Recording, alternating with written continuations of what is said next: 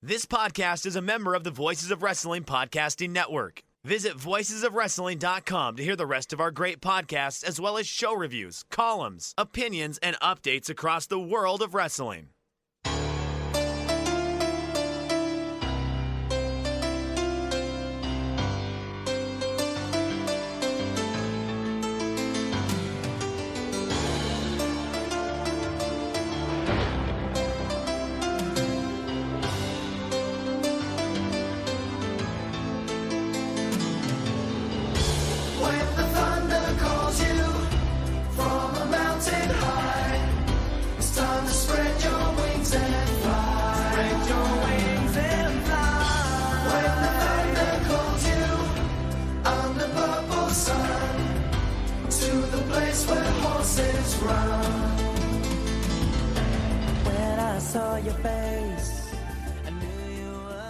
Hey there, Thunder Buddies and Travelers down Thunder Road. It's us, Days of Thunder, the WCW Thunder rewatch podcast that you didn't ask for, but we did anyway, coming to you as part of the Voices of Wrestling podcast network. I'm your host, your gumshoe detective on Thunder Road, and joining me is my partner in crime. It's Stagger Lee Malone. Lee, how are you this week? I'm very good, pal. Looking forward to another great episode of Days of Thunder. Yeah. Just putting us over huge before we put... Come here, listen, if we can't put ourselves over, we're not going to put anybody else over. No one else is. That's for sure. That's for damn sure. I'm damn sure we're not doing the job, so... No, God, no. We lay down for absolutely no podcasts. That won't work for us, brother. It's always been known. Always been known. Yeah, how's your week been, my friend? Good. Yeah, listen, it's January. It's New Year. Yeah, it's a very, to borrow the phrase from Red Letter Media, it's a very fuck you, it's January this year. That's a pretty apt description, yeah. There's a whole lot of nothing going on. And like people, I feel like just kind of, like anecdotally, people are really getting that Blue January feeling this year more than like the last couple of years. Like everybody seems like just head down. Let's just fucking get through January. Which, I mean, I'm not feeling like that at all. I think it's just, you know, the days are passing. Is this like the one month of the year that you're not like cantankerous old like? Possibly, who knows? Yeah. It's like you refuel at the start of January and you just run out of patience for everyone for the whole rest of the year by February. It probably also helps that I'm off work next week, so that'll do it. It's I'm a good way to start the year, I think. Yeah, I've got a half day tomorrow as we're recording this. I'm going to go see John Mulaney live in Dublin. Nice. It's my first comedy gig since COVID, and my first time back in the Olympia, which is my favourite live venue in Dublin since COVID. So I'm excited for that. I was just going to say, at least he's not playing a huge venue. Yeah, I don't really dig the massive arenas for comedy. You know, like the 10,000 seater plus. Don't get it.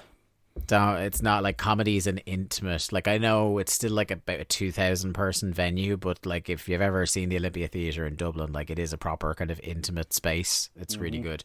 Some of the best gigs I've ever been to in my life were there. But I've been doing in the build up to that as I've not had a tremendously exciting week. Now I will say, business really picked up this morning as I found €50 on the ground at the train station. Oh, nice. Yeah, and I did. I can only assume you handed it into the police. And well, I did the two things to wash my conscience clean. I waited around for several minutes until the next train left to make sure nobody doubled back to get it. Then I alerted this because I know what people are like, myself included. So I went up to the staff member at the train station and I didn't say I found €50. I said, I found a sum of money. Here is my number if anybody contacts you saying they lost it. Because, like, there's a very good chance that the man I was talking to would be like, oh, that was mine. Yeah, exactly. Or he'd go, yeah, I'll look after that for you, buddy. Foof, into the pocket. So about a day now has passed. And haven't received word. So I think I'm in the clear, conscience-wise. I mean, on that one. I think with that €50 found, you really should subscribe to patreon.com/WCW Thunderpod. I certainly do subscribe at alargemanappears.com. Now that would be because I have creator access to it. I'd be really doing myself out of it, because essentially then I'd be subscribing to pay tax, because I would be getting the money back, well, half the money back. And then like I would be making a net loss on that, because we wouldn't even be getting the whole $5 back. I'd be making a gain though. So that's... Yeah, I guess you would. Well, you look, it's paying in dividends. You're getting some nice new audio equipment. I did. I on the got way. I know it's arrived. I'm using it right now. Oh, are you? Ooh, you got your new what are they called? Shield for your mic? Audio. What was it? It's a portable vocal boot, I believe is the technical term. Yes, to kind of drown out any surrounding noises. Unfortunately, it doesn't drown out the noise of myself, but... Yeah. I still think next time, I was saying to you, next time I think we'll get you one of the nice directional mics that like I have when your mic packs it in, but this will definitely do the job in the meantime. I had to get my lovely wife to collect it from the post office for me. Oh, God. Oh, no. So I just remembered why this is funny. Yeah. So I got a phone call today. And I was like, I picked up that package for you. I was like, alright, okay. What is it? And she's like, it's from Amazon. I was like, oh, cool. I was like, it's the thing I'm expecting. Alright, why does it say Stagger Lee Malone on it? I was like, does it? I had to do it. And I was like in the office in work. I was like, look, it's a nickname. I'll explain it to you later. She's like, can you not tell me now? I was like, no, there's people around. I had to kayfabe it, brother. So if I start getting funny looks off the post, funnier looks off the post woman, yeah, I don't know why. Myself and friend of the show and Cast and the Furious co-host Jack Lazell have a running bit where when we send each other things, it's with increasingly ridiculous names. So like he's definitely sent me stuff to like the Reverend Dave Ryan. I made him full on. He had to go to the sorting office once to collect a package in the name of Jack Mr. Chelsea Lazell. The one I sent him a Christmas present, and I picked a name, and I really wanted to send it under this, but it was too long for the postage label, because I had typed out Jack and then in inverted commas, John Terry did absolutely nothing wrong, Lazell. Sadly for him, that didn't work out. No. Well, I mean, Jack has had his own troubles with regards to John Terry, so... Yeah, haven't we all? From time to time. I was on a track there to tell you about how boring my week was. I have spent... do you ever have those shows that are like... It's definitely like a 6 out of 10 show, but you can stick it on for like mindless binging, or you used to kind of watch it while you were falling asleep on TV at night kind of thing? Yeah, it's called You've Got to Be Kidding Me on the Voices of Oh my God. Here he is. Look, he's taking a big triumphant sip out of his mug now. He's absolutely loving it. It's actually, do you know what? It's funny because it is related to You've Got to Be Kidding Me, because it's Garrett's fault that I started rewatching this show, but I have started binging because it's on Disney Plus. Criminal Minds. Okay, you're like the third person that said this to me. My wife loves Criminal Minds and started rewatching it about, I'd say it's about 2 or 3 weeks before Christmas. Yeah, it only just landed, I think, like October, November on Disney Plus, and they did like a reboot series last year. That's right. She watched that, yeah. Yeah, so like, it's one of the. I'm not look. It's gonna sound like I'm starting to defend this show, right? But like, there's a soft spot in my heart for the cop procedural.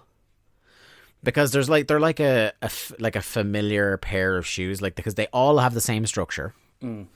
They're all tight little 1 hour stories. If you miss an episode, it doesn't fucking matter. There's very rarely like an overarching season theme.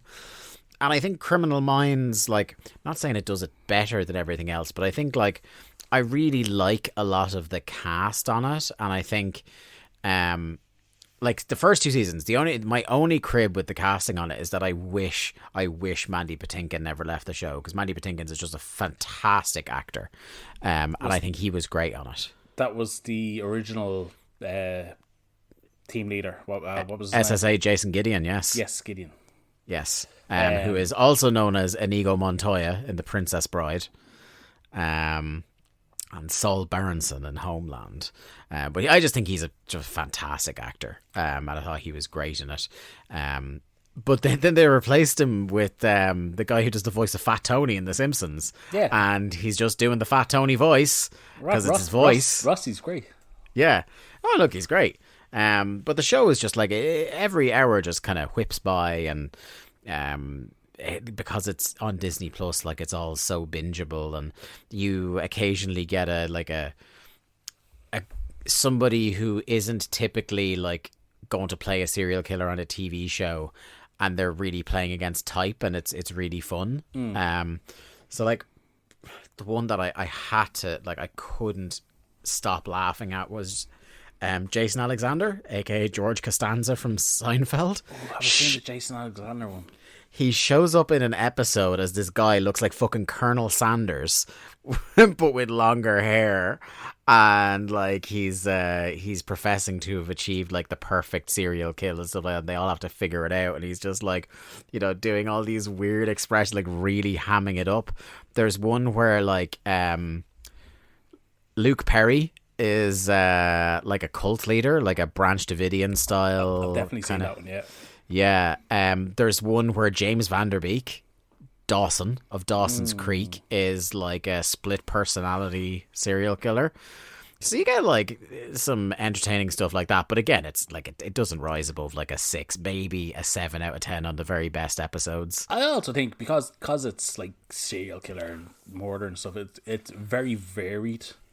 Yeah, so like, and that's the thing with the Criminal Minds thing, because they don't have a home base. It's not CSI X place. It's like they can be any place in America, and it's like they can just kind of go from place to place. Yeah. Funnily enough, like they started that show like in the peak of CSI.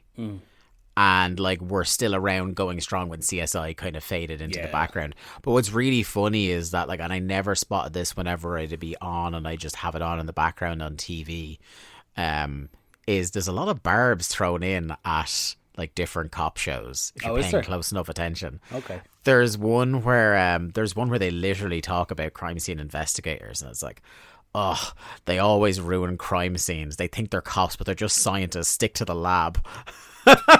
They just move on. Like there was no reason to say it. Like they were just trying to stick the shoe in on CSI.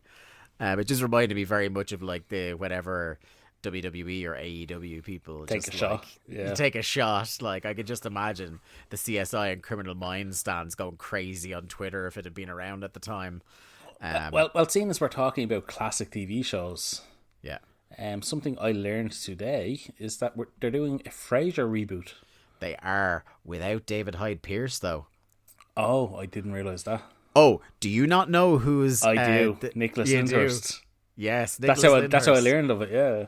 A.K.A. Rodney from Only Fools and Horses is going to be one of the leads in the Frasier reboot. Look, we've all been burned before, so I won't hold out much hope. But I will say, another thing that happened to me because of Garrett Kidney is that last year I rewatched all of Frasier, and genuinely in the top 5 comedic characters in the history of television, Frasier Crane. Yeah, it's great.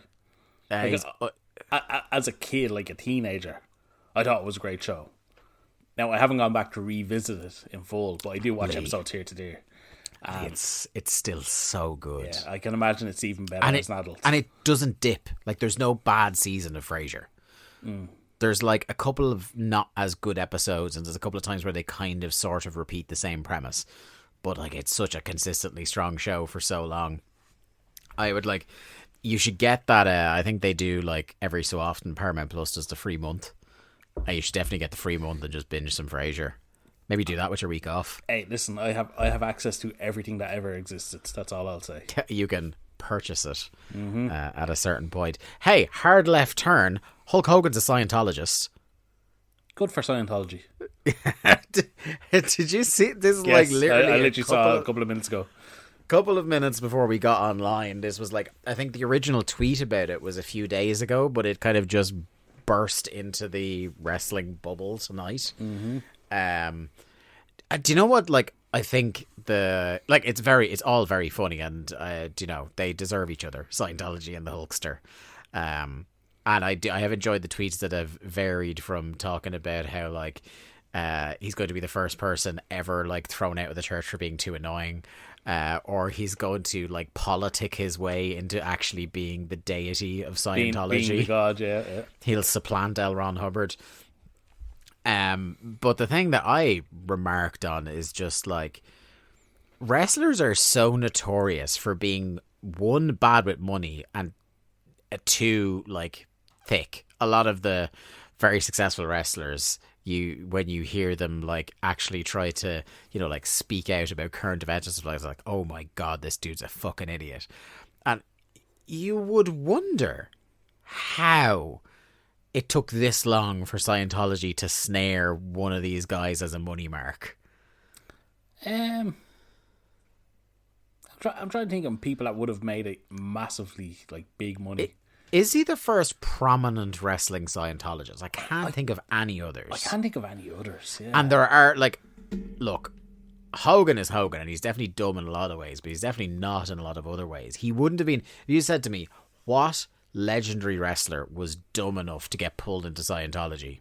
Never would have said the Hulkster. Like, well, no, I would have gotten to him eventually, but he was never the first name I was going to say.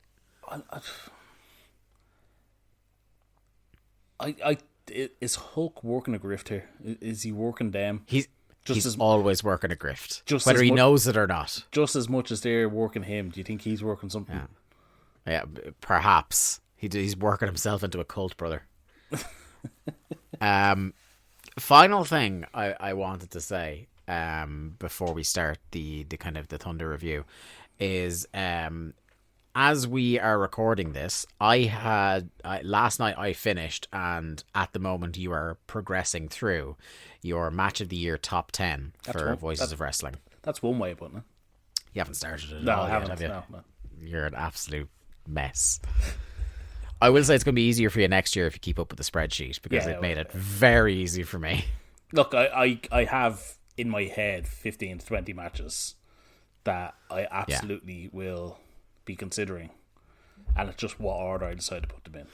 Yeah, I think I changed up the order a little bit. Like, I didn't just go... I did at first, like, sort my spreadsheet by star rating at the time. And then I kind of took a few out because I was like, on rewatch, maybe I dock that a little bit, or it's something that... I think there were matches that were less technically excellent that were more memorable. You know what I mean? So I'm quite happy with my 10. It was quite... I think it was quite difficult to decide what 9 and 10 were. I think there were, like, I had a good maybe 8 or 10 more matches that I easily could have put on a list. So deciding the last two, but I think, like, I've probably never had an easier number one on this show. I will say I won't get too much into detail on it, because I think... One, the Match of the Year articles are going to start dropping, and I'd like it if people could go in there and see what we thought. But also for patrons over at largemanappears.com, you and I are going to publish our top 10 lists and what we wrote about the matches, if we did write entries to go along with the matches themselves. So I will say, you're not going to write a word, are you? You're already shaking your head like... It's like write words about wrestling matches. Doesn't sound like me. It's a long time. So yeah, it doesn't feel like that long ago though that you were an actual wrestling reviewer. Yeah, it feels like a long time ago. Once you talked to the audio medium and you were like, "Oh my god, just spitting off the top of my dome." Is way easier. It's way easier and more fun to get heat over audio than written reviews. So I'll publish what I wrote, and we'll both publish our lists. But I suppose I will. The one thing I will say is my number one with a bullet, which I don't think anybody who has talked to me about wrestling will be massively surprised by this year, is that my number one was MJF and CM Punk dog collar match. Yeah, it's definitely in the running for me. Yeah, I'm not gonna rabbit off exactly what I said, but like in terms of what I want from pro wrestling, because there were matches that were again better wrestled. You know, like if I was going to go on pure just bell to bell, you'd be putting stuff like Shingo and Okada, a lot of the big Danielson matches from this year up really high. And not to say that none of those are on my list, but just as a piece of cohesive storytelling going into the match, spectacle on the night of the match, and then delivering what I think was a really fucking good, really fucking brutal wrestling match. The rare wrestling match on American TV or pay-per-view that delivers on the stip. You know, this is something that modern wrestling really struggles with, is we're announcing a stip. The stip is supposed to generate interest, but very seldom do you get something that lives up to the promise of the stip. You know, even like I think back to that infamous barbed wire match, which was living up to it for 80% until the piss fireworks went off. For example, I still think that match is it's a great match, phenomenal. It's so disappointing that just last like 90 seconds. But the thing is, like the 90 seconds are after the match is over. It's not even part of the match. The match itself is fucking spectacular. Yeah. There was that one moment where there's a bump out to the side of the ring. That's a little bit of an underwhelming explosion, but it's not the end of the world. But anyway, yeah, that's my top 10. In kind of thinking about, ruminating about before you actually get to writing, how are you feeling about it? Do you think it was like a particularly good year that it's going to be hard to narrow it down to 10? Are there people in your head you can already see are going to be like, there's going to be a lot of one guy or the other guy on your list? I think there's going to be a lot of FTR. Mm-hmm. There's going to be a lot of John Moxley. Yeah. More than likely a lot of Will Ospreay. I will have to think of what order I'm going to put certain matches. I will absolutely have the two dog collar matches will both be on my list. Yeah. Oh, the dog collar's back, baby. 100%. Yeah, they'd be the top three acts that I think will definitely be on at least twice. Yeah. And after that, it'll be how I'm feeling at that moment. Yeah. But as far as I know, submissions close this Sunday. Yes, they do. So I will probably give my lists in sometime on Sunday afternoon.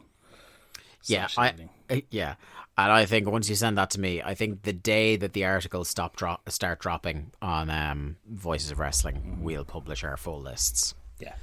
What we might do is we might publish the actual lists without any context or anything I've written, just like 2 JPEGs of the lists on the Twitter. And then if you want more detail, come to Patreon. I think that's probably how I'll do it. But we'll see. Anyway, we get into it, buddy. Let's do it. This is Thunder, episode 64. From Charleston, South Carolina, 27th of May, 1999. It's a 2.9 rating. I find it very funny. I was listening to an episode of the Deadlock podcast this week. And even several years after the acquisition, the invasion, and the gradual erosion of Raw's rating, I think 2003, 2004, I was listening to them talk about on Raw, and it was still doing ratings slightly higher than Thunder was in 1999. Mm-hmm. So it's it's a whole thing. These numbers are going to be I'm very glad we started adding these numbers, because it's going to be interesting to see the direction in which they go over the coming months, and how quickly they go in that direction. Yeah, we're actually rapidly approaching some big arrivals There is one on this show. There's like a lot of harbingers of the death rattle era of WCW starting over the next few months. Yeah. And there's one arrival that I actually forgot about, but as the show progressed, I was like, oh yeah, that person's coming. I have two who debut on Nitro flagged up for episodes of Nights of Nitro that we won't miss. But something I had toyed with doing in the back of my head was to keep on the show like a running countdown how many shows we are away from Russo. God. Please don't do that. Because I have a number. I know, and it is like it is going to be by the end of 2023 we're going to be in the Vince Russo era. Because it is less than 6 months. It's actually about 5 months in 1999 time away, so about 10 months of podcasting away. Great way to spend our Christmas. We're getting there. Oh, we're getting there. Oh God, we're going to be in December. Fucking talking about Vince Russo. Yeah. Ugh. The most festive topic of all. It's funny, much like us setting up the call tonight before we recorded, we got a technical difficulties disclaimer at the start of Thunder, which usually happens when there's like satellite outs or something like that. We've had like a couple of matches where there's some freezing and some jump cuts and stuff like this, but this is the first one where, and we'll mention it when it happens, is like we pretty much lost half a match because of the technical difficulties, and it seemed to be the only technical difficulty that happened. And given the match that was happening, there's every possibility that someone deliberately kicked out a cable so it wouldn't get broadcast. I think this is somebody's recording and they just flipped over to fucking Nash Bridges or whatever on the other channel. Yeah. Do you remember that? Like, oh, the kids today, Lee. The kids today don't understand that if you were like recording something on video and you change the channel, you would be recording. Yeah. Listen, kids have no idea. They have no idea, Lee. No idea at all. We get a Nitro flashback of Savage. This is the last 2 Nitros of Savage. He's out of control, Lee. He's going crazy. And it was scored to some incredibly aggressive 90s house music. Yeah, well, that's what Macho was all about. It's like, imagine any movie from 1999 where there's a scene in a nightclub. That was the music. Yeah, it's like, have you seen a Guy Ritchie movie? You've heard this music. Yeah. Have you seen an anti-video piracy ad? It's that music. Actually, speaking of anti-piracy. Okay. Have you? What about Paul Burchill? That's a different type of piracy. We all know within wrestling, the anti-piracy company was always Progress. Yeah. Well, did you know that Progress, ICW, and WXW are getting sacked off the network? I did see this as being discontinued in like a day or two. It'll have been discontinued by the time that we log on. Yeah. But Vince isn't back. No. Definitely not his decision. No, definitely not.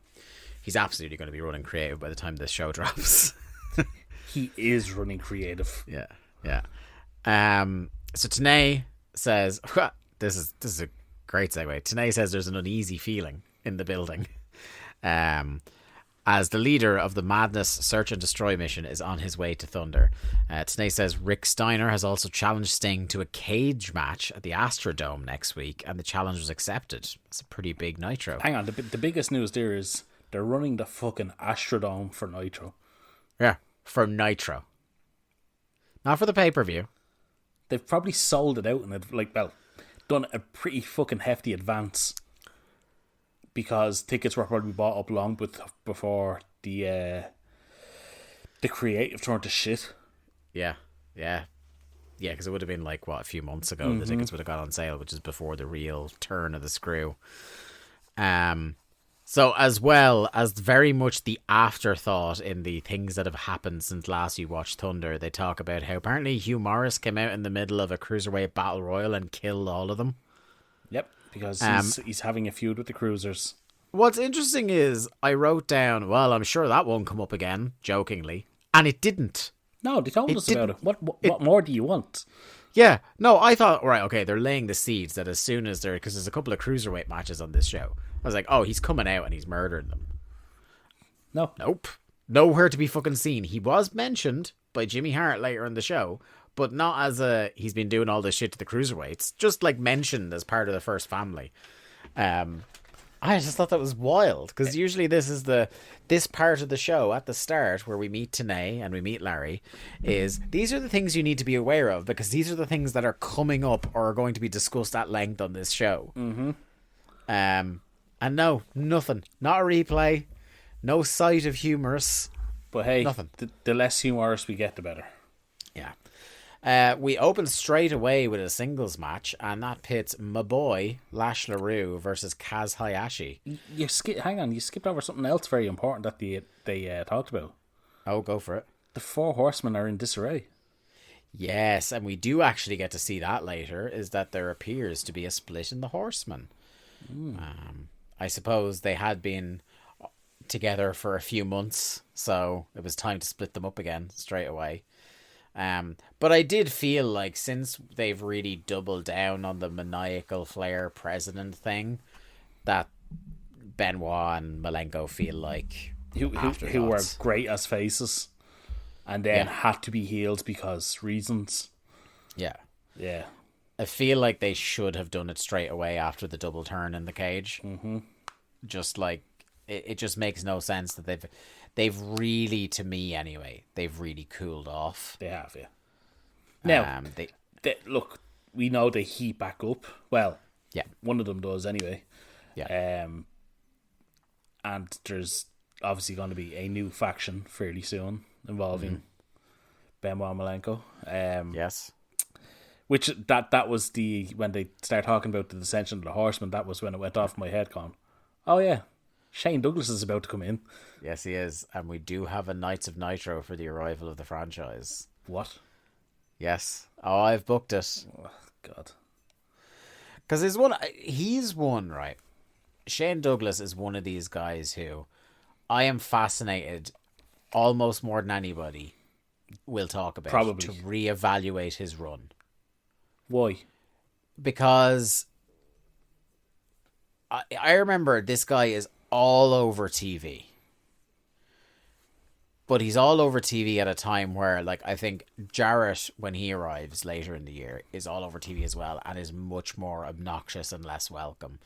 And I wonder, not to the extent that we had a turnaround on Raven, are we going to at least enjoy that Shane Douglas is doing the obnoxious heel bit, but he is pretty much slotted in the mid-card, so it's kind of grand that way. Much like I'm also, the other stuff from the bad era of Nitro and Thunder I'm excited to look back on is fucking Lance Storm and the boys. Oh yeah, Team Canada. We've always talked about that. Yeah, I'm looking forward to reevaluating them. And what is the other one? Oh, there was one I had in my head there. Oh yeah, even though I know exactly where it goes, I'm interested to see, without the kind of like trying to think back about it, how quickly did they fuck up Mike Awesome? Pretty quickly. But yeah. No, look, yeah, I agree. I think Douglas, I don't know that a rewatch is going to be any kinder to him than anyone would have been at the time. He pretty quickly goes from faction leader to New Bloods to whatever fucking followed that. Yeah, I don't know. Shane Douglas does nothing for me. I don't think his work has ever necessarily done anything for me, but I think like as a kind of like a venom spitting mid card heel, I think he I you know, I don't have any problem with him. A mouthpiece for Saturn, Malenko and Benoit. Yeah. We'll see. Yeah. But anyway, the Raging Cajun Lash LaRue has now invested a little bit of money in getting a t-shirt made, and I think slightly better gear as well. So it's not quite like, he's not quite reinvented the wheel with his gear, but he's gotten rid of the incredibly basic just plain red tights, and he's added like some black to it, and like it doesn't look like his first pair of wrestling school tights anymore. So like he's slowly getting there. I have to ask, do you still have that t-shirt in your wardrobe? If only. There has been a lot of temptation to try and source a Lash LaRue teaser just to pop you on the show, or when I eventually do get my hair cut off to keep in some sideburns, again just to pop you and then shave them off immediately. I mean, all I'm saying is Lash works weddings. I mean, look, I'm just putting it out there. Well, look, if I'm going to book a wrestling personality from WCW for my wedding, it's going to be Father James Mitchell to do like some Iron Maiden or something like that. Like that's the one you book. Let's all be honest with each other. You might even get some of that good Patreon money off guard for that one. Yeah, just like again, if you do a football related one, you got to book DJ Pat Nevin to do the music at your wedding. Like it's what you've got to do. But in spite of the, I like that you're saying that Pat Nevin, who was probably finished as a footballer before you were born. Yeah, 100%. But I know him as meme DJ Pat Nevin. Yeah, we love Kaz in spite of the Glacier entrance gear. That is a bad fit, literally and metaphorically. I was kind of happy to see these guys get a few minutes to do some razzling. I think this is a good guy to put Lash against while he's still getting miles on the clock. Kaz at his age is already so pretty experienced. So experienced, so buttery smooth. Can work with anybody, can work any style. Didn't like how this match started off with a rare gaffe from Mike Tenay, who describes this match as, and I quote, "Crawdads versus sushi," and that is "is that racist moment of the night?" All signs point to yes, if you ask me. I'm pretty sure Larry said it before him, and he was just parroting what Larry said. Larry had a thing about how it was. He was talking about how they like eat fish and stuff down in the bayou. And then like something about, of course, Kaz Hayashi would be no stranger to fish himself. Like, it was just the most kind of meandering into racist territory, like tangent you've heard in quite a while on this show. What I have to ask is, where is it on the MJF scale of racism towards a wrestler? Well, MJF is at a 0. When you actually add context and stop thinking like a dolt about it. That is true. Whereas this actually was like I wouldn't say like deliberately I wouldn't say trying to be racist. I don't think it was malicious what you were saying. I think it's what is the turn of phrase that would have been used back in the day would have been racially insensitive. Yes. Like I definitely think it's ignorant and insensitive and like where I wouldn't for a second think Mike Tenay was like, oh yeah, I gotta stick the shoe in on the Japanese on this show. I don't think he was thinking that at all. But images of Pearl Harbor running through his mind, like it certainly was an ill thought out attempt at a riff on what Larry said, and because it's 1999, I don't think either one of them thought for a single second. 100%. Yeah.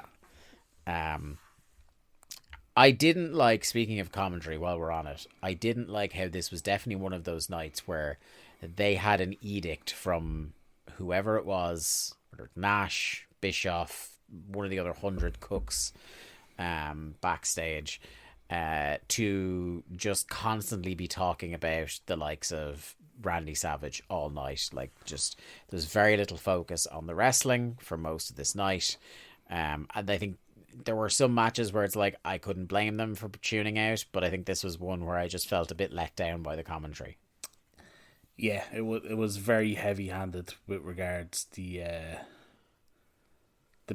upcoming pay-per-view main events. Like it was pretty much all Savage. Again, second week in a row, like to the point where in the middle of the match they cut backstage as he's kicking in locker room doors, and for a moment I was like, you thought it was that moment. God. I thought it was Send for the Man. Send for the Man. No, it's not. It's not. It must be soon. It must be as part of this whole thing. I'm pretty sure that's a Nitro, but yeah, it is. It's around this time. It has to be. Like I thought we were getting like an inadvertent historical moment. Shout out Matthew. But is it in Send for the Man when somebody corpses and he gets? Yeah, it's Tory corpses, isn't it? Yeah. So, they're off point much as we are. And, oh yeah, the one thing that we didn't see Send for the Man, but we did see Disco sitting nonchalantly in an eye patch, hanging out with Scotty Riggs. With Scotty Riggs.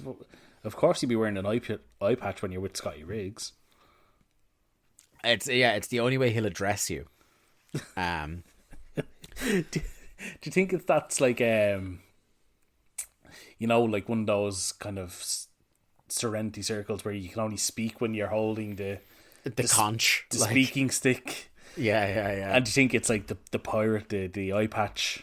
Yeah. Now that's headcanon for me. Absolutely, that's what it is. Larry describes, when they get back to the ring, Larry describes Savage as, and I quote, emotionally upset. That is certainly one way to put how Randy Savage has been the last 2 weeks. Do you think if Savage had like a mood bracelet? Mood bracelets were big in the 90s, Dave. I don't know if you remember this. Yeah, they were. What colour do you think Randy Savage's mood bracelet would have been on this episode? I don't think he was a mood bracelet guy. I think he would have been an ankle bracelet guy. Remember that was a big thing as well? Oh yeah, of course. The fucking episode of Friends all about it. Yeah. I don't know. I think if he had a mood bracelet, that thing like melts off his arm. Yeah, I was going to say I think Gorgeous George could have got him into a mood bracelet. Yeah, she has that kind of like into new agey stuff vibe. Like always lighting incense around the apartment, kind of. Do you think that Savage's mood bracelet would have been either more or less purple than Shane McMahon cutting a promo on SmackDown? Would it have been? Would the mood bracelet turned out to have just been a Slim Jim tied around his wrist? A Slim Jim sponsored mood bracelet would be. Oh look, I tell you, there's money left on the table with that. Absolutely. What's your mood? Hungry. And to say, what's your mood? Not hungry anymore. There you go. The crowd starts booing Kaz. Kaz is doing like playing heel here, and you can tell because he's got stubble. I don't know if booing. I don't know if you noticed this, Dave. Kaz actually good looking guy.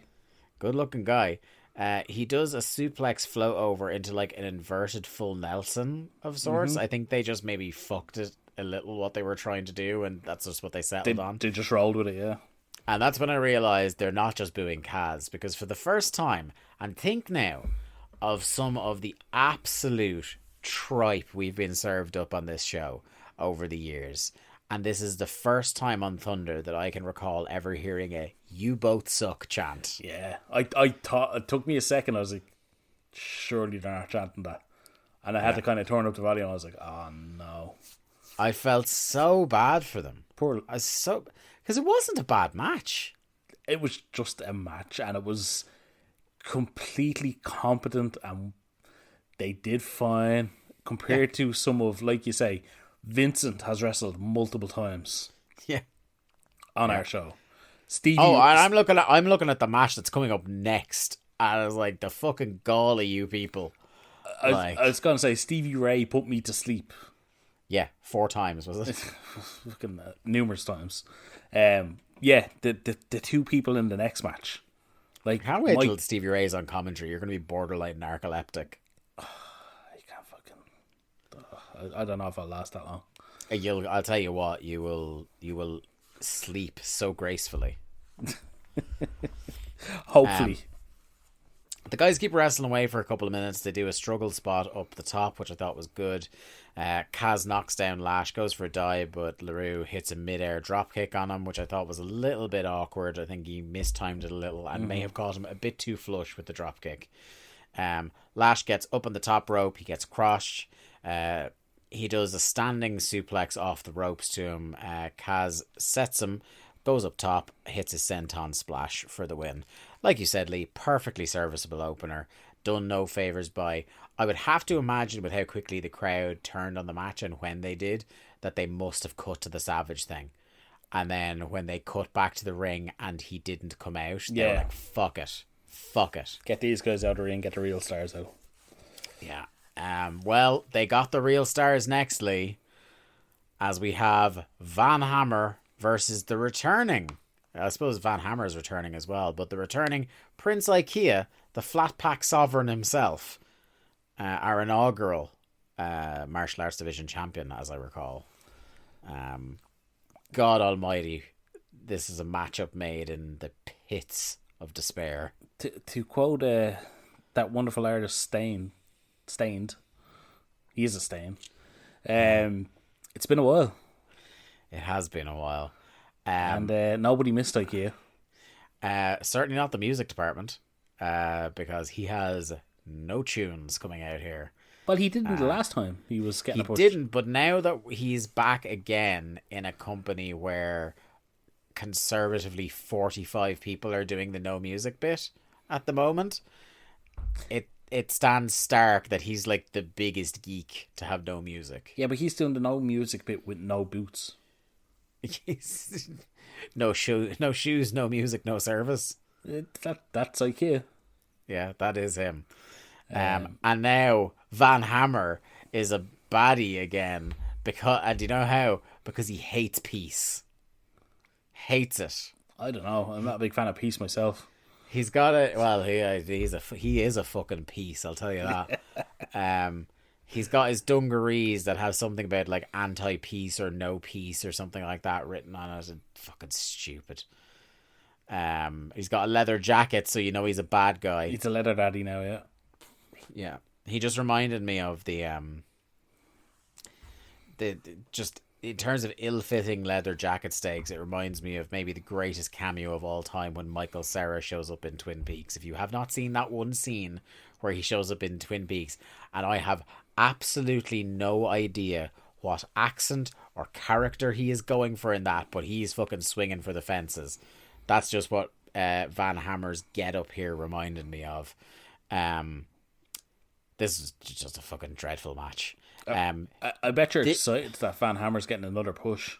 Oh, absolutely. This is also, it's funny. I look back, the last time we saw Prince Ikea was 2 months ago on Thunder. Feels a lot longer. 1999 time, when Vampiro beat the snot out of him. Oh, yeah. Not decisively enough, as you recall, we complained at the time. Whereas they gave Van Hammer the complete one-sided squash here, which they should have given to Vampiro. Maybe they got confused with their V-letter wrestlers. Maybe.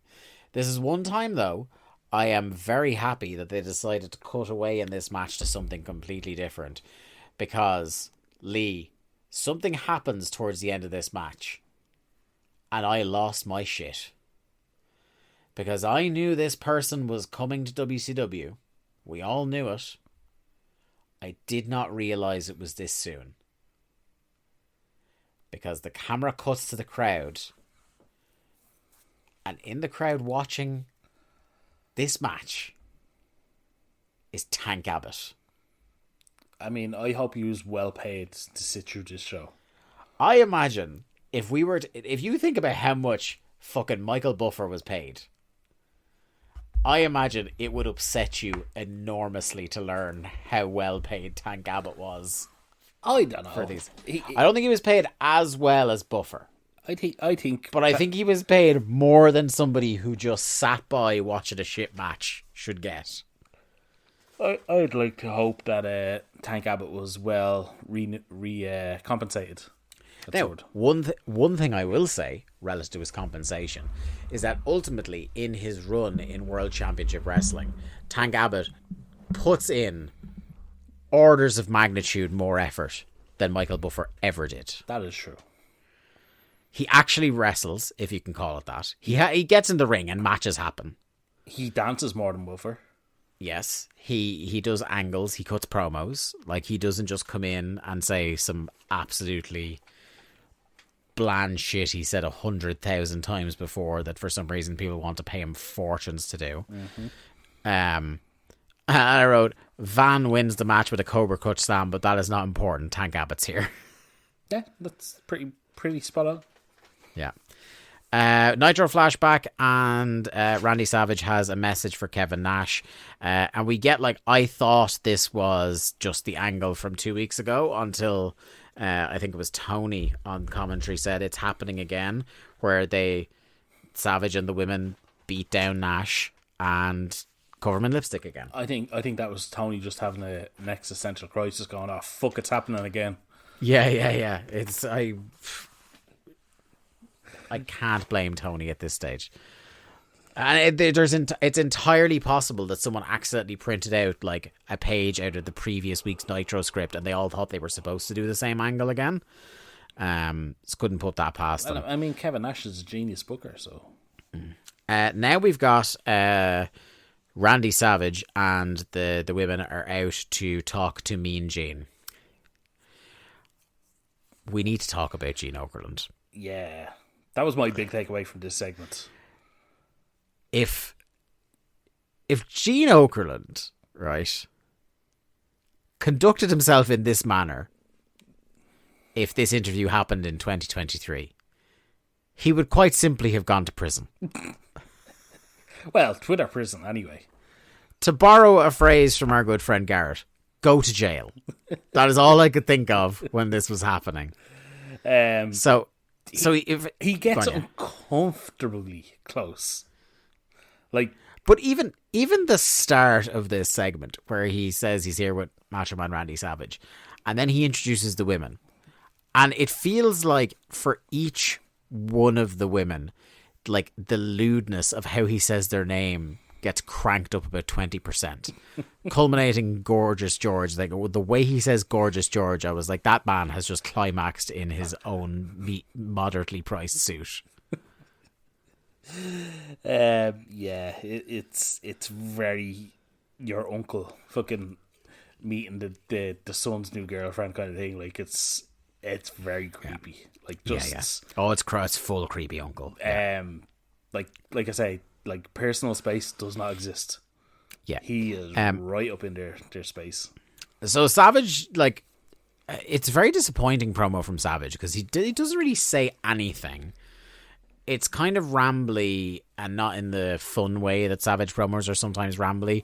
It's basically just he takes about a minute to say he's going to beat up Kevin Nash. Yeah. It's about it. And here's the thing. We don't actually know why these two are feuding. No, he's just real mad at him. He doesn't even seem that interested in the belt. No. Like, last month it was him and Flair to get reinstated. And for some reason, Savage had this thing with DDP where he kept saving the title for him. Yeah. Now Nash is champion in spite of Savage's best fucking efforts. And it's just, okay, Savage is number one contender. I think we're going to get a lot more of that kind of thing. Where it's just, hey, person X is here. They're doing thing Y. Why are they doing thing Y? I don't know. Yeah. They just fucking are. They just are, and that's it. Yeah. Now, this is where Gene was already creepy, and this is where he like went into another gear with it because he says, and I'm almost quoting verbatim here, where when he's done talking to Savage, he turns around to the women and he says something to the effect of, "When there's beautiful women around, I have to do some sampling." That's, pretty close to exactly what he says. That's fucking haunting. Haunting turn of phrase. Fucking hell. Yep. And then, as you say, like, describe the way, like, so he's basically going and asking the three of them who their favourite wrestler is. And they all say Macho Man. They do. Now, granted, it's a struggle for Gorgeous George, who forgets where the microphone is and just wanders off a couple of times. You don't actually hear her say it properly.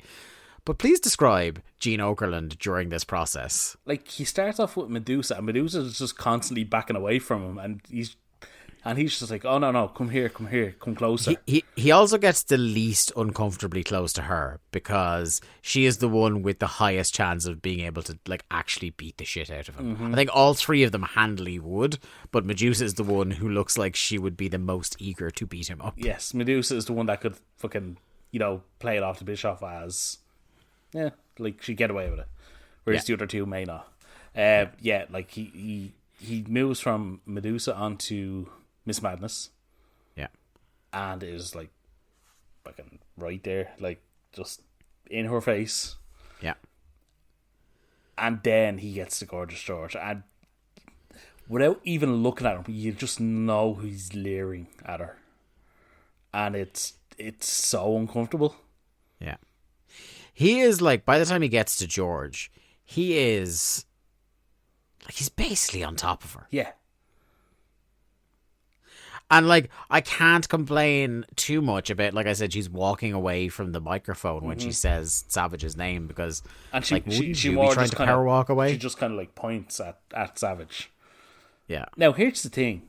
We all know the stories. Randy Savage is an incredibly jealous man. Yeah. To the point that people couldn't even joke about, like, you know, things with Elizabeth or Gorgeous George or whatever the case may be. And, like, all the stories of locking Elizabeth in the dressing room, blah, blah, blah, all that stuff. Mean Gene does not give a fuck. Mean Gene, I think, fancied being murdered on live TV that night. Or he thought he'd get away with it. Yeah. He definitely shouldn't have. Like I said, go to fucking jail. Yes. It's horrible. I felt so uncomfortable watching this. This is genuinely the first time I've watched... Like, I've had complaints about Gene throughout our run. He's not always the best person to interview somebody. Yeah, and most of the time, like, when you see stuff like him interacting with women, it's the kind of, like... It's the eye-rolly, cringy, chauvinist stuff. Mm-hmm. But there's a line where it goes from that into, like, outright, like, how at the time was this not considered creepy? Yeah. Because, boy, howdy is my skin crawling watching this now. But yeah. And look, I know it's probably mid-spring 2000 when Gene is basically replaced, isn't it? Yeah. By a succession of, like, Scott Hudson, Pamela Paulshock. Pamela Paulshock is the one I remember because she was the first kind of female interviewer in WCW since probably Missy Hyatt or so yeah, that was the one I was. Also, she's the one, like, with all due respect to Scott Hudson, I think Pamela Paulshock is the one who actually at least seemed to show enthusiasm for her job, whereas, like, Scott Hudson was like, oh, this is just another thing I'm doing. Yeah, well, I mean, he'd been called from Saturday Night to Nitro to then be interviewer to fucking do it all at one point in 2000. But you'll still get Gene the odd time. That's what I was trying to remember. Does he stick around? Well, yeah, because he's famously the person that goes off on the Natural Born Thrillers. That's right. Do you remember when he fucking completely gives up? Now, he might have been benched right after and because of that. I don't know. It doesn't seem like the kind of company that really gave too much of a shit about that. But I think it was just like, maybe it was pay-per-views, or maybe it was just big shows they'd bring him in for, or he just didn't fancy fucking traveling every week. I don't know. Like, I guess we'll find out. He was definitely on the last Nitro. Yeah. Because didn't he do an interview with Flair, where Flair calls out Sting for the main event that night? Yeah, I believe so. So he was definitely there for that. So maybe he's around and under contract, but he might just get iced on and off. Possibly. Where were we at now? Oh, yes. So we get a Saturday night tease. We're going to have Hugh Morris, David Flair, Rey Mysterio. Excuse me, sir. You skipped over the best ad of the show. Okay. It's a WCW Smash and Slam wrestling figures. Oh, I must have completely dissociated during this. I don't remember this at all. Man, Brian Myers is going to be so hot at you for this. I know. Yeah, definitely. Of the two of us, he's going to beef with me. I've nothing but good things to say about. I'll pull up that MP3, sir. Don't you worry. I have that. To be fair, I couldn't even finish it. Yes, the WCW Smash and Slam wrestlers looked pretty good.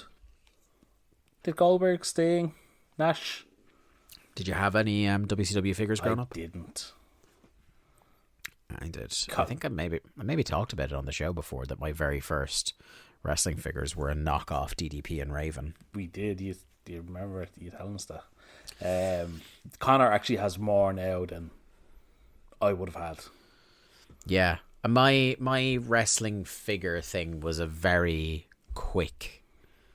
Like, I was about 8, maybe 9. literally, for about 6 or 8 months, I was super into it. I'm sitting on the couch and I have a current Bret Hart,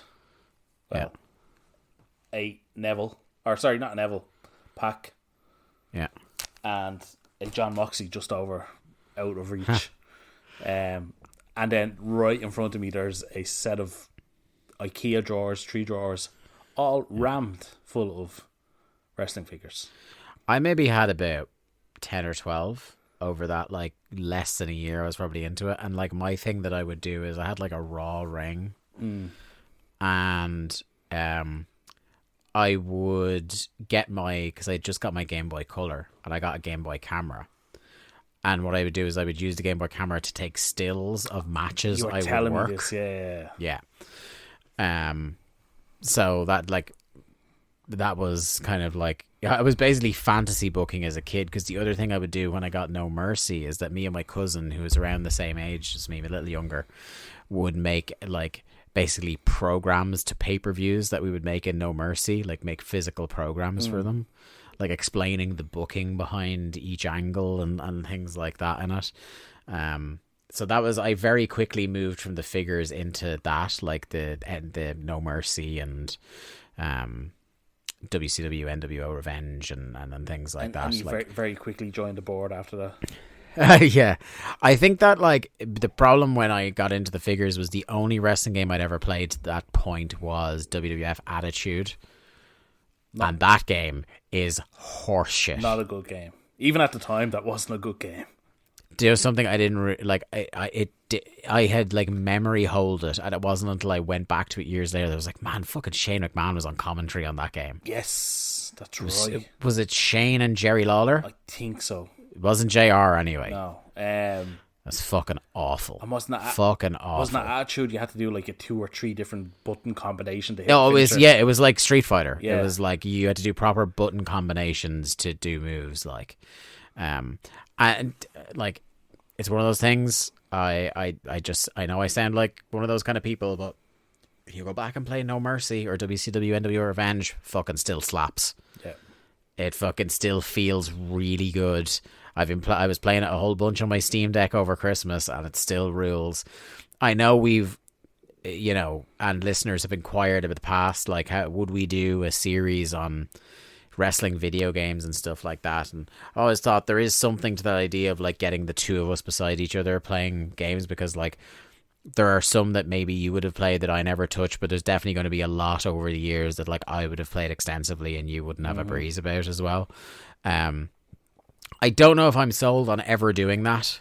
I certainly wouldn't make them podcast things. I might make them, like, video specials if ever you and I see each other in physical form ever again. We've done a great job of avoiding each other for a long time. Hey, mate, that blame is entirely I'm putting at your feet. I'm a busy man, Dave. Yeah. Fucking scratching your hole. No. I was. What I was gonna say was that instead of, like, playing through a bunch of video games, like, I would actually be very tempted to, like, go on stream some night, like when we do a live stream where we're just bullshitting away, and just, like, live stream me playing one of the wrestling games I actually like Revenge or No Mercy, now that I can do that through the Steam Deck. Yeah. I'd be very tempted to do that. Like, I don't think I want to go through, like, a whole series doing it. Not right now. Like, maybe when we start getting to, like, late 99, early 2000 WCW, I might be looking for anything but that to talk about. So we'll see. Yes, Saturday night. Hugh Morris, David Flair, Rey Mysterio, and a main event of Kurt Hennig versus Conan, which I could swear we've seen at least 4 or 5 times. Well, you better get ready to see a lot more of it, Dave. I know, because right? The next segment lets us know. Yeah, well, not quite the next segment, but coming up, yes. If you aren't aware, rap is crap. Oh, I looked up. We're only like a month and a half away from that music video. It's coming. Yeah, which means we're, like, less than a month away from the official naming of the West Texas Rednecks. Yes. And they haven't been referred to as such. I think it's a couple of segments from now, but they do a Conan recap. No, it's his entrance, isn't it, on this show? Yes. Yeah. It's before his match with Kenny Chaos. Conan drops a Filthy Animals reference. He does. I did, and I will get to it, but I did write that down as well. But first, we have to get through the Cat versus Sonny Ono. The Cat versus Sonny Ono?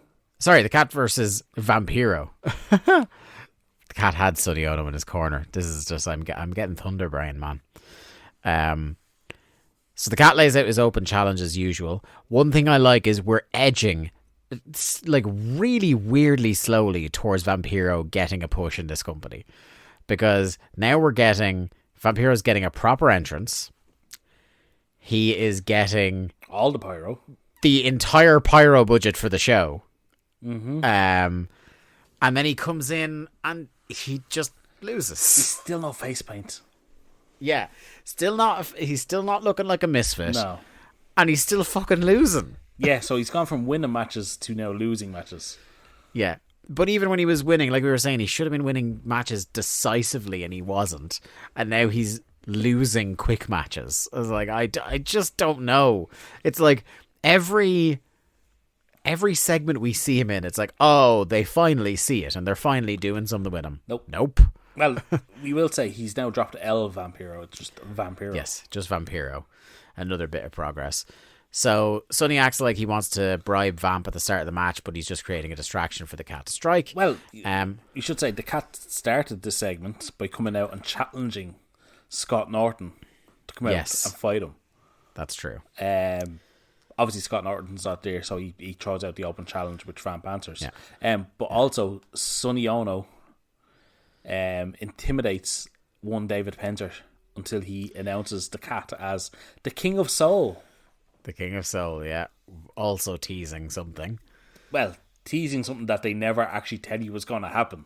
And then it does. Yeah. Yeah. One thing I noted about this match is the crowd are really getting into Vampiro. I'm telling you, he's over since he got in. And it's funny because a guy who, like, in my head, I think of him as a heel his whole run. No. He was very in WCW. Over. It's like he's really over. I remember again. He's one of the ones. Like he's not getting Goldberg reactions. No, you know what I mean? No. But it's like we're past the point of, is there something here in a babyface Vampiro run? And now it's like, yeah, there's absolutely something here, and they never go for He's it. One of the ones I remember from watching at the time, and like pre the Misfits coming in. Like, I remember being mad into Vampiro because, again, he just had that unique look and feel. Yeah. And I just love the maneuver anyway. The nail in the coffin is a great version of the Hoovy driver, the whatever you want to call it. Again, love that there was two people in the same company using the same finish with different names. I actually enjoy. I think that's good. I think that kind of helps with a move. Like, has people that utilize it differently. It gets it over. Yeah. Yeah, it's like you can have, like, two people in the company. Like, say, for example, in AEW at the moment, even though he's on gardening leave, Andrade uses the hammerlock DDT. Moxley uses the double arm DDT. And there's no, like, it doesn't take away from either man. It's restoring us to the time where a fucking DDT was a devastating maneuver. And you haven't seen it. But Garcia has now started using an elevated DDT. Oh, an execution? An execution, if you will. Yes. He started now using... You're fucking disgusted I made that comparison, you couldn't just go with an elevated DDT. It was, Gangrel just called it an elevated DDT, didn't he? No, it was the Impaler DDT. The Impaler, that's what it was, yes. Much better name than the execution. Yeah. As a man who, again, extensively watched Shotgun and Metal around the turn of the millennium, I can tell you damn well what Gangrel called his DDT. What was Edge's shitty submission that he used for a while? Was the Educator? There was the Educator. God, there was another one. I was from Deadlock. We're talking about it. He had another. I'm going to look it up. There was like a couple of Edge puns. Well, there was the Edge-O-Matic. That was the. There's the Edge. That's the one that. Chair. No, that's the. Was that the Edge? Like the falling behind, fucking into the pin. He pulls them down from behind, like pulls them down by their head. Christian fucking stole it from him, did it better, like everything Christian does. There was somebody, there was like, did you see that thing that was going around, and it was like a picture of an x-ray of a really stressed, fractured back, and it's like, what wrestler got this from carrying the biggest weight in a match? And somebody quote, actually, was it you? No, it seems like you. It sounds like something I do, but no, it wasn't me. It was like the quote tweet was Edge, Christian, his entire tag run with Edge. Fair. I very much thought of you. I'm trying to find his. I can't believe I'm at Edge's Pro Wrestling Wikia page now. There was the Educator, the Edge-O-Matic, the Education. I don't know. There's none that stick out to me as being. Oh yeah, they don't. Hold on. Execution, Educator.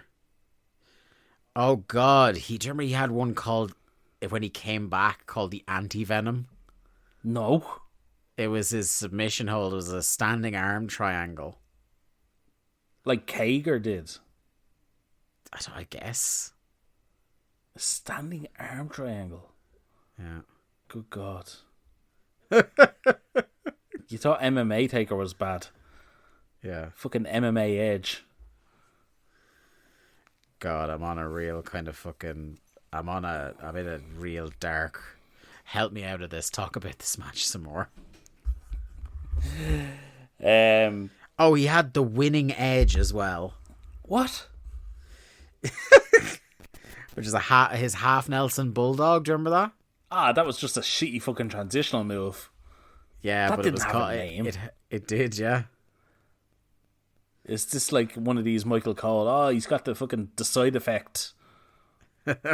Has he got him? No, he never gets him. But all is not well for Vampiro, getting back onto this match, because even though we think, okay, look, they're finally going to go with him, describe the semi-pathetic manner in which he doesn't win this match. I actually genuinely can't remember. I know Sonny Ono gets involved.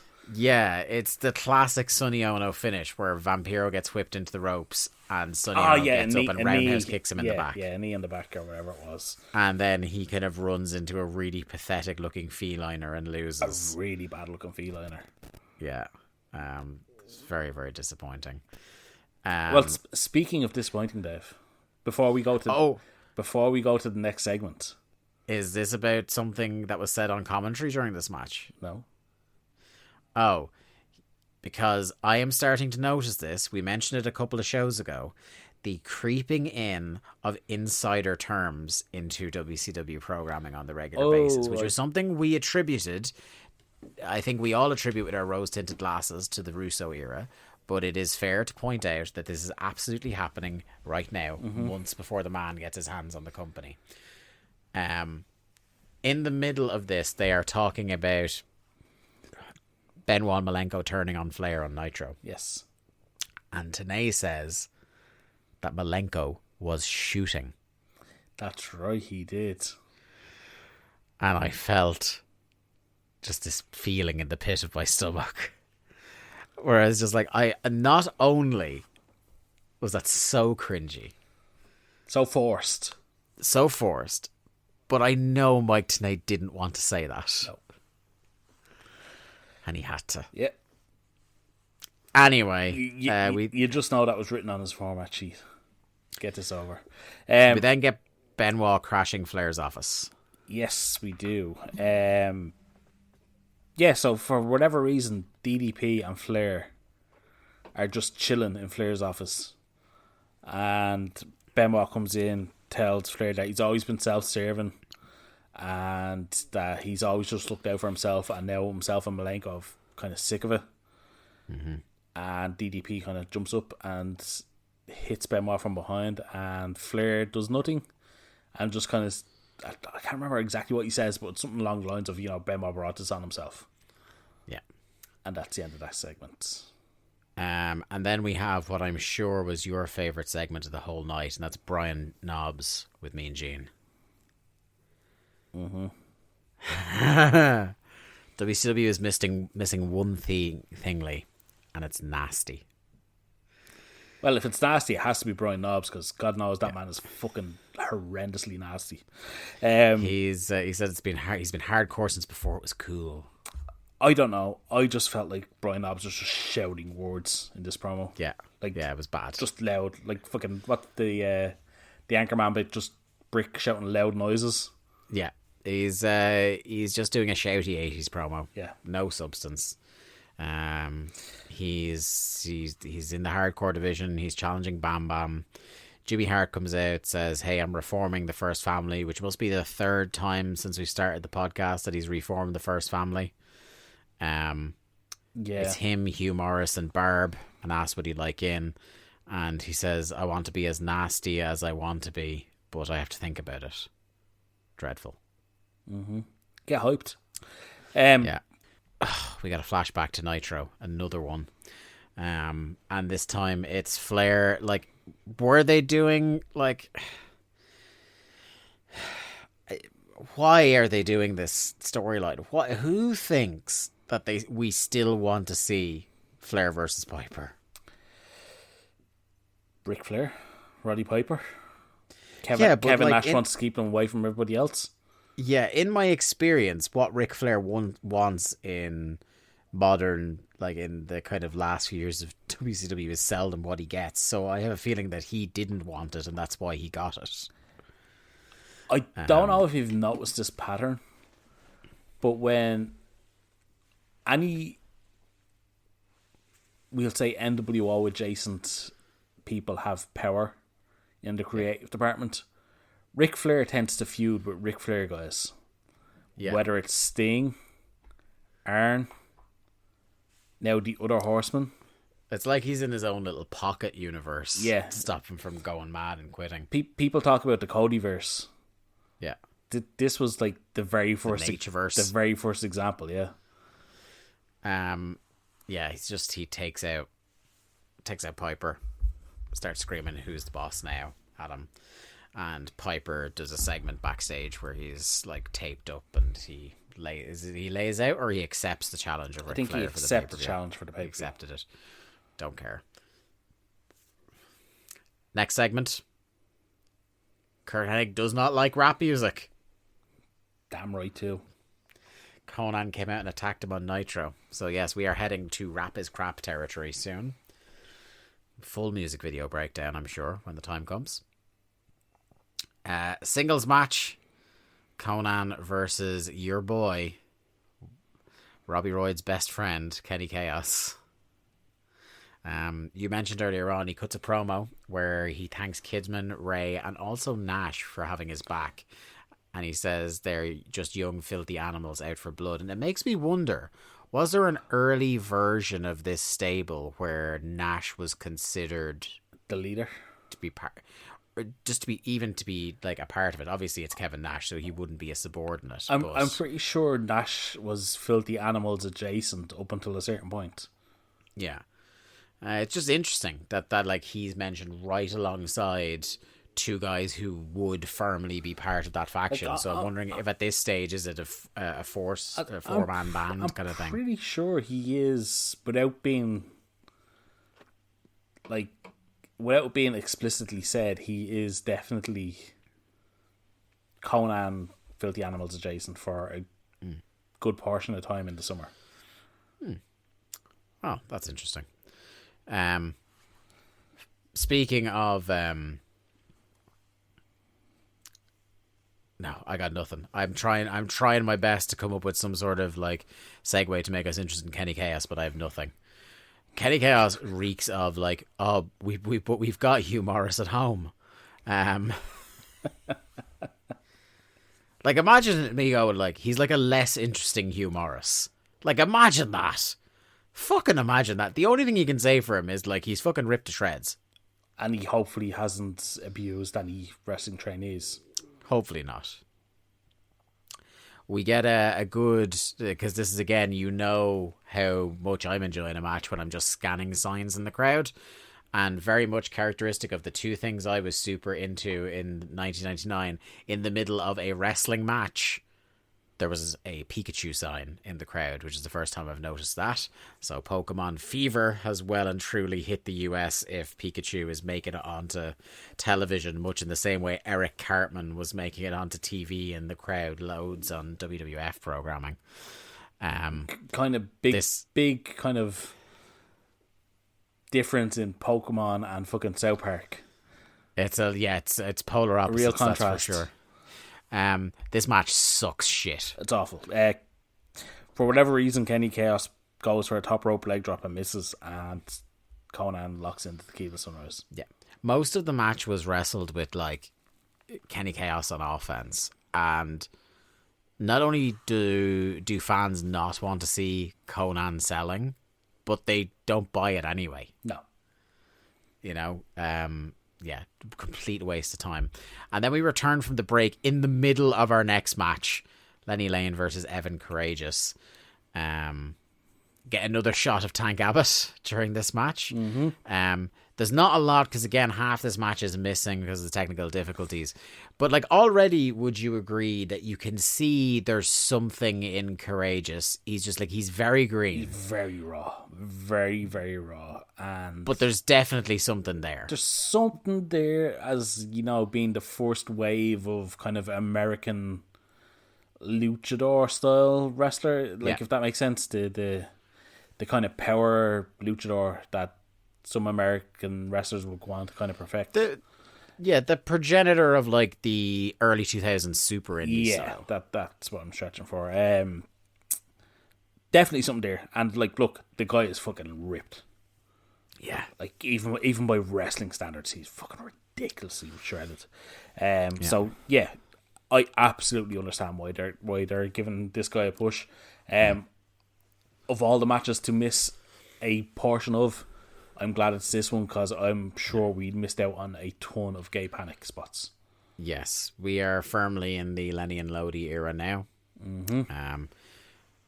So I'm wondering how much they are going to show up on Thunder, because we know they are pretty much doing this shtick not only through the end of WCW, but into WWA, as we have covered.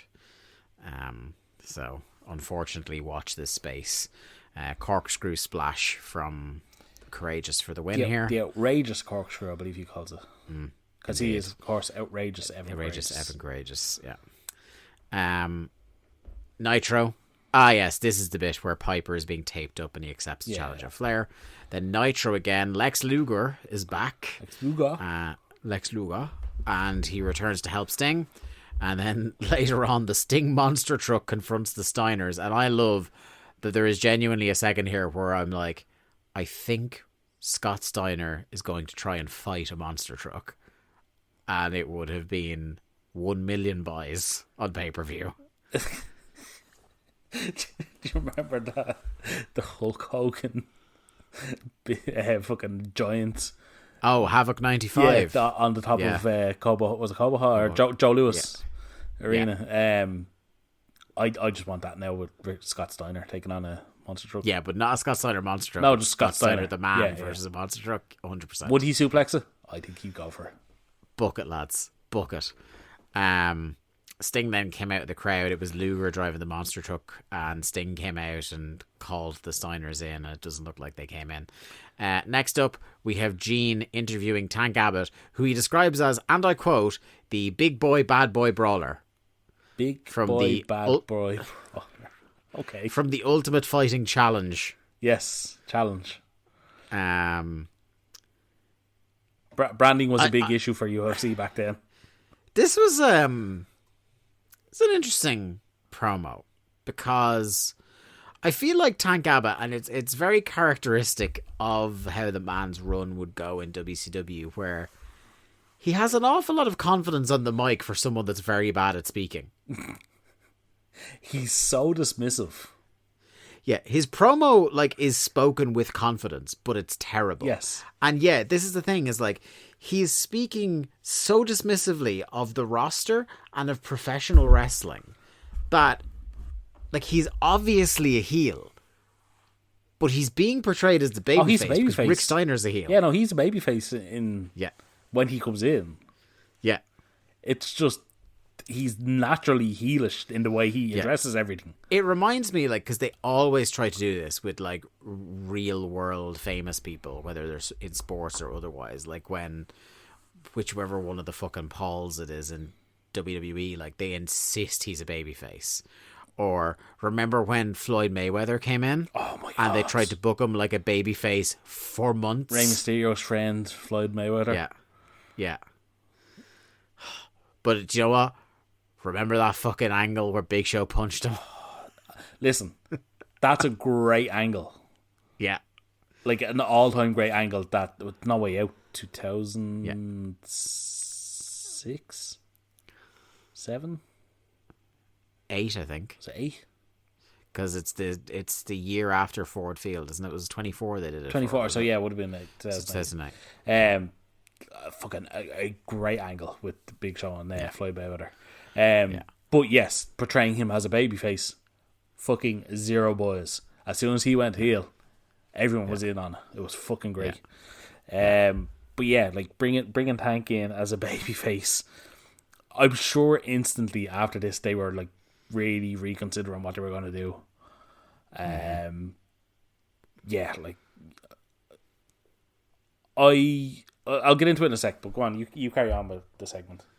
So even in spite of how I think they completely miscast Tank here, I think this ends up quite interesting in getting stuff like achieved. So like he's basically calling the entire roster wimps, and he says people in this company don't know anything about hardcore, don't make them laugh. Rick Steiner comes out and has a couple of words with him, and then those two big bastards just start throwing bombs at each other. And Tank gets hauled off, and Rick is shedding after him, like, to come to Houston, and he's going to take care of Sting in the cage, and then he's going to take care of Tank Abbott. And I thought, like, they got to it arseways, but I thought, like, they created a nice little bit of heat and interest with how this little segment ended. This one segment has me reconsidering all of my views on Rick Steiner heel. Yeah. Because Is it because he's actually a babyface in this segment? No. How heelish Tank Abbott is. I genuinely think this is one of the best pull-apart brawls because it doesn't go forever. If you watch closely, you can see Steiner protects him on the first punch. Yeah. Which looks pretty fucking great. And then after that, they're just the two of them are just thrown. Yeah. And you can't say for sure whether anything lands, but they're absolutely, the two of them are swinging. Yeah. And I love that as soon as they're pulled apart, Tank Abbott is looking pissed and wants to go. Yeah. And he's getting dragged away by like a ton of security. The smile's been wiped off his face. Yeah. And when Tank is subdued by security, all of a sudden Rick gets even braver. Yeah. I thought this... it starts baiting him then. Fucking great segment. Yeah. I think if you had started off and like if Rick Steiner was still actually a babyface and you were planning to make Tank Abbott a heel, I think this is a red hot angle. And I don't often say this. Yeah. I absolutely want to watch the Nitro to see the Sting Steiner cage match and how Tank gets involved. And that's the highest praise I can give it. You know, WCW at this time, there's a very good chance that he's not even on the show. He probably turns heel in the cage. Fucking look. Yeah. But yeah, I think it was a fucking home run segment. Then we get to see how the Horsemen turned on Flair.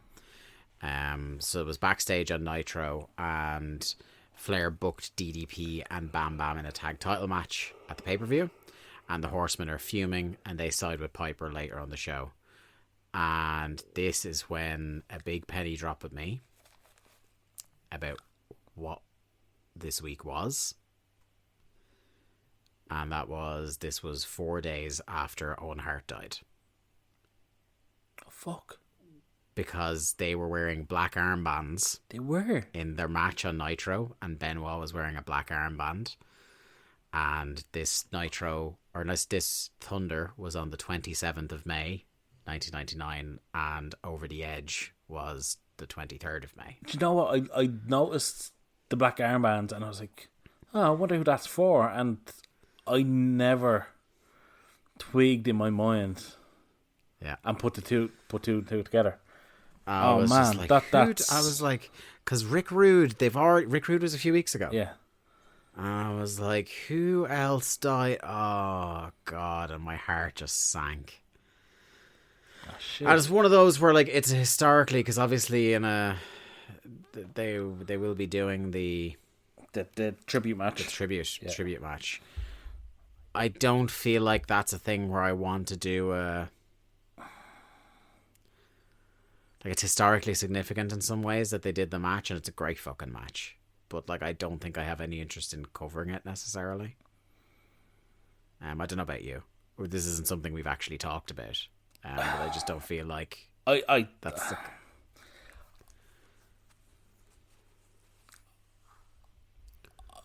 I think it's one of the most significant matches of that era of North American pro wrestling. Yeah. I think it's a phenomenal match, first of all. Yeah. I think that match goes a long way to moving Chris Benoit to the next level. Yeah. In the fans' eyes. Mm-hmm. I think without that match, Chris Benoit does not move to the finals of the tournament later in the year. Yeah. And obviously, look, I'm not getting into the whole Chris Benoit thing again.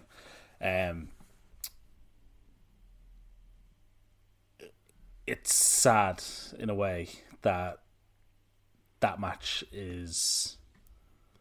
It's like it never like happened because of what happened with Benoit.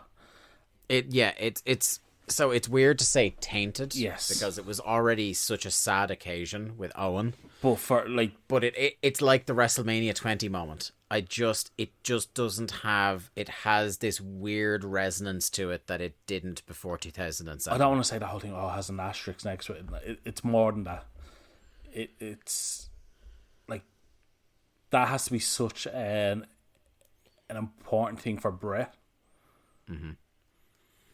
And I genuinely, I think it's one of the most significant matches in North American wrestling in the late 90s. Yeah. For a number of reasons. And I'd like to watch it as part of the show, but I absolutely understand why other people wouldn't want us to watch it.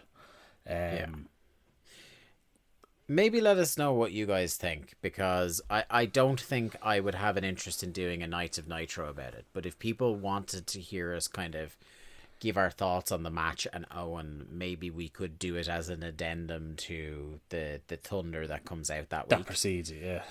Yeah, if people have an appetite for that, like I'm again, if people out there want that, I'm happy to do it. But it's something that, because of all that stuff we just talked about, I wouldn't necessarily be feeling like I myself would go out of the way to ensure that we covered that. Do you know what I mean? Yeah, totally. But yeah, fuck. Oh, Jesus, I can't believe we've reached that point in the timeline. Yeah. It felt like, because like when Brett showed up, it felt like we were still a million years away from it. Mm-hmm. So it's weird just to think how much time has passed on this show since we started.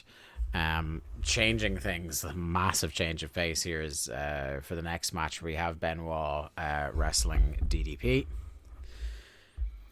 Did you notice the entrance first of all? I was still in the haze of the penny dropping on this, so what understandable. Chris Benoit enters to Dean Malenko's music. Oh, did he? Yeah, I didn't notice that. Yeah, he has the that kind of mystery band that Malenko had pre Four Horsemen. Yeah, that really good music.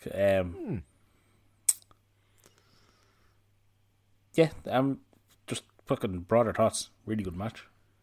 Yeah, it was really good. Like it started off at a great pace. We almost had an immediate finish from a crossface. Big dive right after that, and then Page takes over.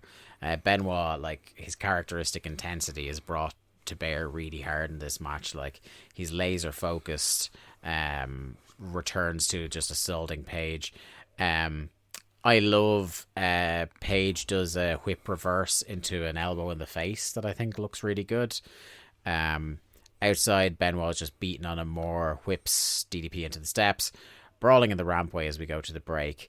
DDP hits his cool kind of gut wrench, gut buster thing, kind of like almost like a dominator into a gut buster. It's a sneaky good little match. Benoit starts building to a comeback. He gets... I like this. He goes to do his 3 German suplexes, but instead of going suplex, it's suplex pin attempt. DDP kicks out. He keeps waist control, goes for the second suplex pin attempt, and then it gets broken for the third one. He gets mule kicked. Huge sit-out powerbomb from Page, and you know it was a good sit-out powerbomb when the two of them bounce a little off the mat. He signals for the diamond cutter, but Benoit reverses into a backslide and nearly gets him. Great spot.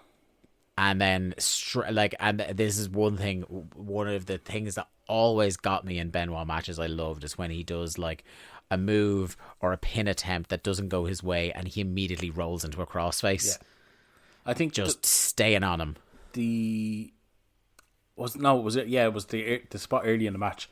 I always loved the somebody throws a lariat and he just fucking falls into the crossface. Yeah. That was always a fun spot. As soon as he gets the crossface in, Bam Bam comes out to interfere, and then Rick is in hot pursuit. Flair joins the beating, and then we get what I think was, like, in their heads a better idea than it was executed, which was a Diamond Cutter Greetings from Asbury Park combo. Yeah, I don't think it's something that sticks around. No, because it was never given. It was never given a name. First of all, that's how you know it doesn't last. And secondly, it's one of them that the moves just don't work as a tandem. No. He'll stand tall, and then we get to our main event, which is Buff Bagwell versus Randy Savage, accompanied by Gorgeous George, Medusa, and Miss Madness. Bit of deja vu here. Yes. This is what it is. Mm-hmm. You know, it's nothing special. I think since we talked about how Man carries himself like a star and everything like that, but I think it is very apparent since his most recent injury that Savage is washed. Oh, he's done, yeah. There was still a little bit of juice in him before that last injury. There was, because right when he got injured is when he had just started to side with the Wolfpack.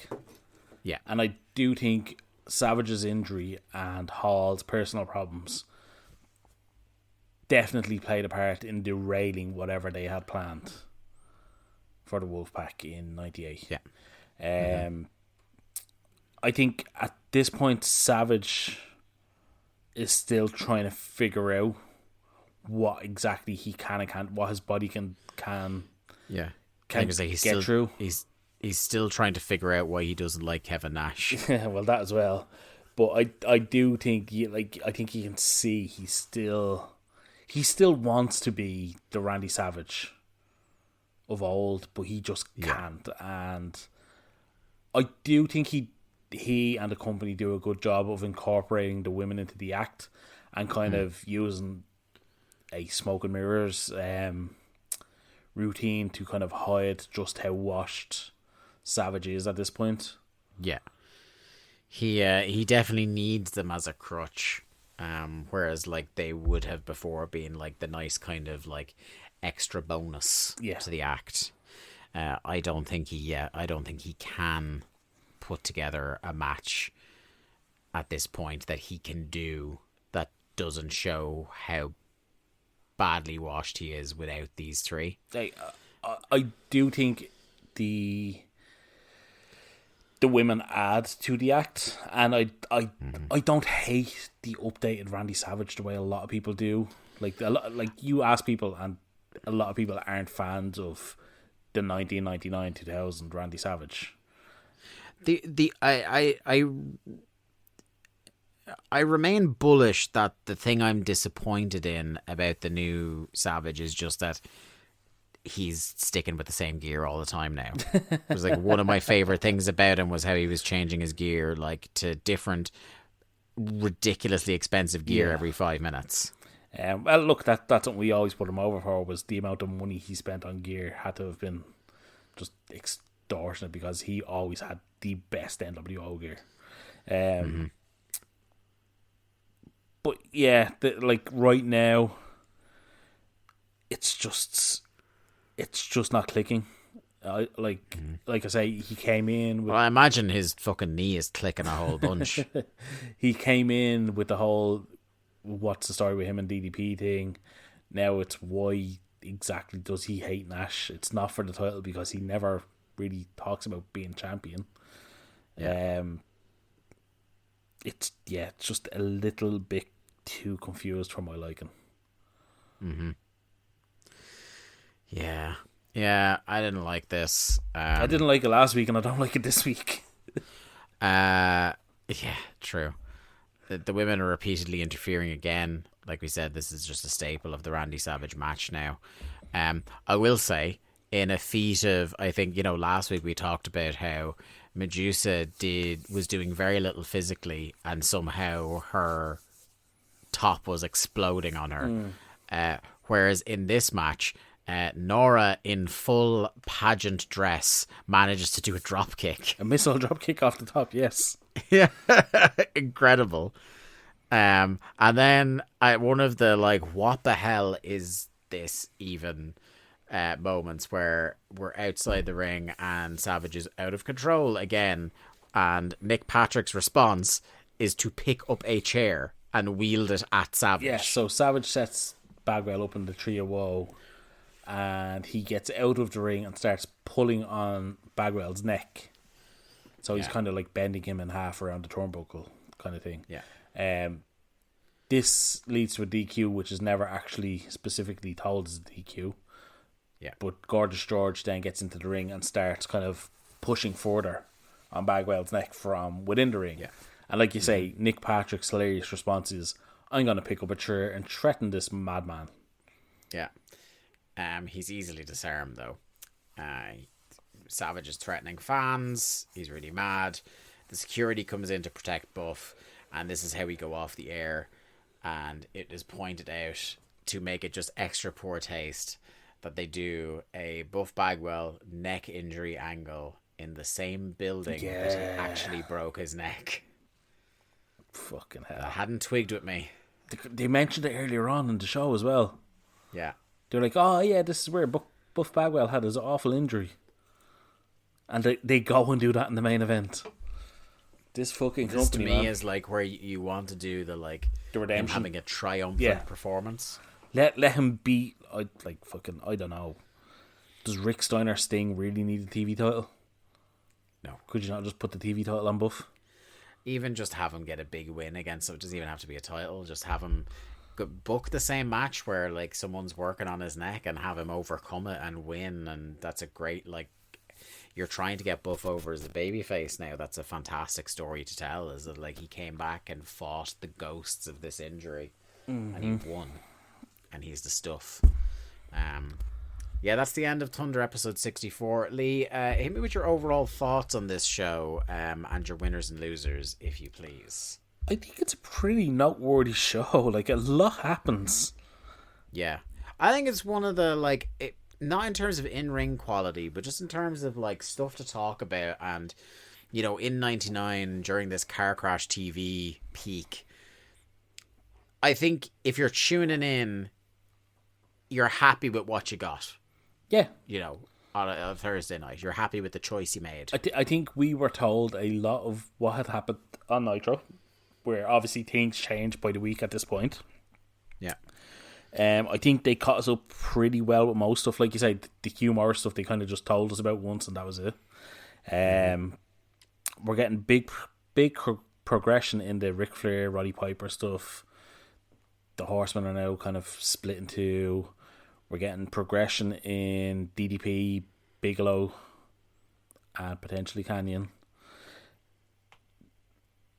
the Steiners versus Sting and Luger, I can get into that if we get a bit more meat on the bone about what's happening. Yeah.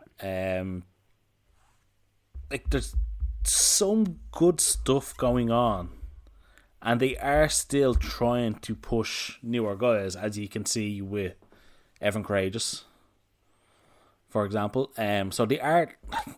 I do think they're still trying. Yeah. As a company. And I think there's certain elements of the card, like maybe the parts that Nash isn't fucked thinking about. Yeah, possibly. Where you can still see, like, we're still at the stage where there's such an amount of talent still in the company that haven't jumped ship, that if you just let certain people do their thing, they're going to get over. How about this for a description? I think everything from the mid-card down is in pretty, apart from one or two things, pretty good to okay It's at shape. least interesting. Do you know what I mean? It's at least I'm intrigued to see what's happening. Whereas everything from the mid-card up, like the upper mid-card main event, is very muddied. Is constantly changing. There's no strong, other than Goldberg, who isn't being booked particularly well, there's no really strong top babyface. I don't think Dash is there. Like, I know he's champion, and I did enjoy his title win. I still don't think he's that strong babyface that he thinks he is. Yeah. But yeah, I think the upper card is very muddied. And overall, look, I don't think the company is in the shitter yet. But you can absolutely see the beginnings, if not the middle of the beginnings, shall we say, of where things are going. The hand is hovering over the flush button. Yes. But ultimately, you're winners and losers here. I think Benoit had a very good outing with DDP. It's amazing that every time we have a winner, it seems to involve DDP somehow. That man does not get the credit he deserves for just how much he done in WCW. I think Vampiro, in spite of the loss and a not great match, I think you can absolutely, as we touched on, see the potential in him. And other than that, I don't think there was any big winners. I don't think there was necessarily a big loser on the show either. I think that kind of tells you where I am in the show. I think it was pretty decent, and everything had a purpose. Maybe the Van Hammer IKEA match was the low point of the show, but I wouldn't necessarily call them losers just for that. It's one of the rare times where I totally take that there's not an obvious loser, and not in the way that we've had some shows where everyone lost, so there's no standout. But it's one of the rarest sights in nature where there's very few people that I can think of that come out of this Thunder in any way damaged. Yeah. Which usually you can pick at least two or three. Normally there's somebody that gets buried, or comes in with a bit of expectation that just they have a bad match or something along those lines. I just think this was just a competent episode of TV. Yeah, because I can't even say someone like IKEA, because like at this point there is nowhere further for him to fall. Yeah. Do you know, it's like saying like Barry Horowitz had a shocker last week. It's like, of course Barry Horowitz was going to lose. Like, but yeah, the finish counter, brought to you by Ludwig Borga, has 7 matches on this show, 4 clean finishes, 2 disqualifications, and 1 interference leading directly to a finish. Thank you all so much for listening to another episode of Days of Thunder. We'll be back on the free feed in 2 weeks. We will be back behind the paywall at alargemanappears.com next week. Go check it out. For just €5 you will get what is growing to be it's almost 30 exclusive podcast episodes since we started last June. Plenty more where that came from. Exclusive posts, exclusive audio, live streams, all that jazz. Anyway, from us, we shall talk to you very soon. Stay safe. Bye bye. Thanks everyone for listening to another episode of Days of Thunder. Days of Thunder was produced by Lee Malone and edited by me, Dave Ryan. To keep up to date with the show and find all the ways to listen to us, you can follow us on Twitter at WCW Thunderpod or click the Linktree link in our Twitter bio or in the show notes. I am at The Day to Dave on Twitter and Lee is at Malone_713. Days of Thunder is a part of the Voices of Wrestling podcast network. Follow the VOW network anywhere good podcasts are sold for more fine podcasts than you can shake a stick at. Thanks.